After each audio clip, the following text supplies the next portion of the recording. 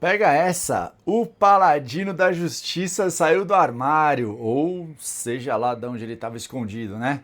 Vamos ver o que ele tem a dizer sobre a Lei Felca. A Lei Felca foi aplicada ontem em todo o Brasil. Eu não vou poupar palavras e eu vou dizer nesse vídeo tudo que ninguém te falou sobre o que muda na prática para você e para as crianças do Brasil. Primeiro de tudo, Acho que ele estava sumido e que ele estava tirando o AB, né? a lei vai obrigar você a fazer reconhecimento facial. Imagina que absurdo. Isso é completamente falso. O que a lei cita de verdade, no artigo 9, parágrafo 1, mecanismos confiáveis de verificação de idade. Ou seja, imagina que sua O primeiro problema aqui já vem no artigo 6, um pouquinho antes do que ele está falando, que os fornecedores de produtos, serviços de tecnologia, de informação direcionados a crianças e adolescentes ou de acesso provável por eles. Isso aqui é uma pegadinha, porque o que exatamente é provável acesso por eles? Basicamente, quem tem filho sabe, tudo. Aí ele seguiu por artigo 9 aqui, dizendo que, nossa, não é necessário o reconhecimento facial, mas sim que só medidas eficazes capazes de impedir o acesso por crianças e adolescentes. É, bonitinho, né? Mas ele esqueceu do parágrafo 1º aqui, talvez porque ele não seja advogado, não tenha OAB, talvez ele tenha lido a lei com olhos leigos, mas não vendo toda a problemática que um advogado veria. Tá aqui, no parágrafo 1º ele diz que mecanismos confiáveis de verificação a cada acesso do usuário ao conteúdo, produto ou serviço que trata o caput desse artigo. Vedada a autodeclaração. Como você vai fazer uma verificação a cada acesso se você não pode aceitar a autodeclaração? É óbvio que isso vai para algum tipo de reconhecimento biofacial, biométrico. caía num site de pornografia, bastava ela clicar "sou maior de 18 anos". Após a lei, é necessário que plataformas que tenham coisas para maiores de 18 anos seja obrigado a confirmar a idade. Outra coisa, você não Ou seja, como é que ele vai confirmar a idade a cada acesso se você impede a autodeclaração? É óbvio que você vai ficar o quê? Mandando documento cada vez que você entra no site? Claro que não. Então é óbvio que ele mesmo está se contrariando, não é mesmo? vai mais poder jogar LOL nem vários outros jogos se você não for maior de 18 anos. É completamente mentira. O que foi proibido de fato são os loot boxes. Aqui entra a questão do videogame, né? O bom e velho videogame. Nem todo jogo é destinado aí a crianças e adolescentes, né? Até porque a gente tem aí classificação etária para jogos. Isso é antigo, não é de hoje. Aí aqui ele entra na questão das loot boxes, né? Ele fala aqui que os videogames, especificamente um jogo que ele trata aqui, que é o LoL, o Liga das Lendas, um jogo muito consumido aí para quem gosta de videogame, com certeza conhece, e aqui ele tá falando que o LoL não foi proibido para menores de 18 anos, sim, só porque eles quiseram, mas sim por causa das loot boxes, que eles não quiseram tirar as loot boxes do LoL. A loot box aqui é uma caixinha que pode vir algum tipo de premiação dentro, que ela tem uma porcentagem ali para cada premiação. Óbvio que o prêmio mais raro ou mais importante tem uma porcentagem, uma probabilidade menor de você ganhar do que os outros que não são tão importantes assim. É verdade isso aqui da Liga das Lendas ou de qualquer outro jogo? Vamos dar uma olhadinha no que diz a lei? Aqui, como várias outras coisas que ele fala, ele exerceu aquela poder adivinhatório, né, de saber por que o jogo estava ou não no Brasil, saiu ou não, restringiu ou não o acesso, mas vamos aqui para a lei, né? Ele diz que as ferramentas de supervisão parental deveriam permitir aos pais responsáveis identificar os perfis de adultos com quais as crianças estão se comunicando, crianças ou adolescentes. Isso aqui é problemático? Sim, é problemático. Aqui no vídeo à frente ele fala que ele gostaria muito de saber com quem o filho dele está conversando, mas geralmente nesses jogos você se identifica por meio de pseudônimos, apelidos, nicknames. Ou seja, para você, quem está do outro lado, pouco importa, é um nick, é simplesmente um nomezinho ali. Você não sabe se a pessoa é um idoso de 85 anos de idade, uma criança de 12 anos de idade, e pouco te importa, porque basicamente vocês estão ali para jogar. E aqui mora um problema muito sério, porque você vai ser identificado se a criança meramente entrar em contato com você. Ou seja, você está aí jogando o seu videogame e você vai ser identificado porque você entrou em contato com uma criança que você nem sabia que era uma criança. Você entende como isso é problemático?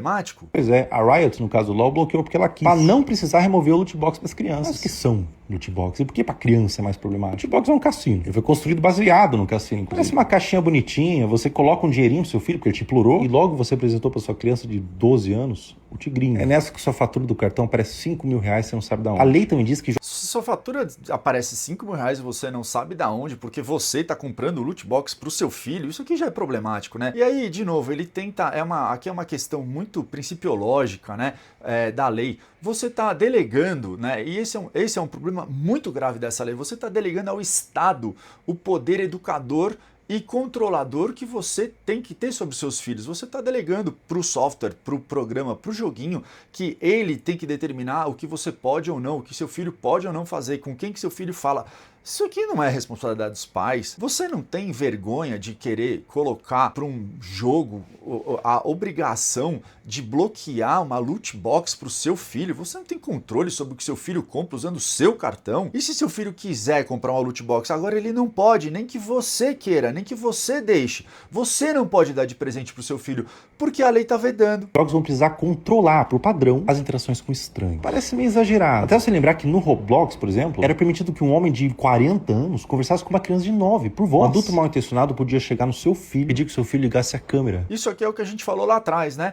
Você tá controlando agora essa interação do adulto de 40 anos falando com uma criança de 9 anos.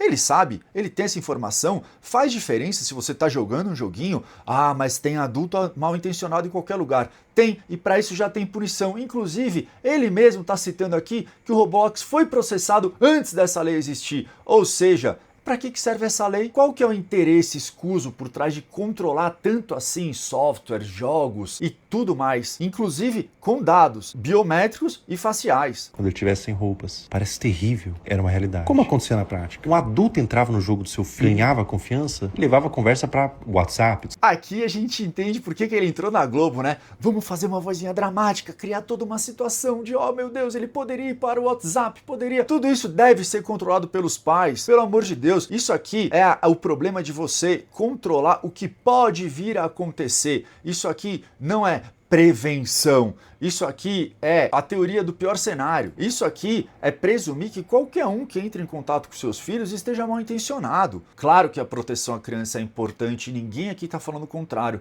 A questão é que essa proteção já existe.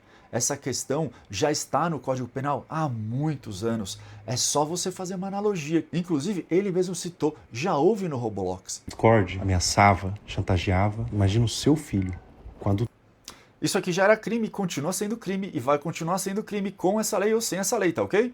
Tudo desconhecido, dizendo, abre essa partezinha e manda foto. Se você contar pro seu pai que tá me mandando essas fotos, eu vou te matar. Uma criança, não mais. Se você conhece alguém contra essa mudança, desconfie. E como que vai funcionar? Não existe ninguém contra essa mudança. De novo, isso aqui já estava na lei. Isso aqui é crime, sempre foi crime, sempre será crime. Na verdade, o que está mudando aqui é um controle exacerbado que vocês estão imputando a softwares, a programas, a jogos que não deveria existir, porque os pais ainda são responsáveis, as coisas, pessoas e empresas ainda são responsáveis. Tudo isso já estava no código antes dessa porcaria dessa lei. Eu não criei essa lei. Quem criou foram os políticos. O que eu fiz foi criar um vídeo. Eu li toda a lei, longe do que falam por aí na internet. Leu toda a lei, não deve ter entendido porcaria nenhuma, né? Porque o Brasil tem mais de 1 milhão de dispositivos legais. O Brasil já tem um Código Penal que eu duvido que ele tenha lido de cabo a rabo. Ele não tem OAB, ele não é advogado. E o que ele tá falando aí é um monte de bobagem. Ele lê a lei, é o mínimo que ele poderia fazer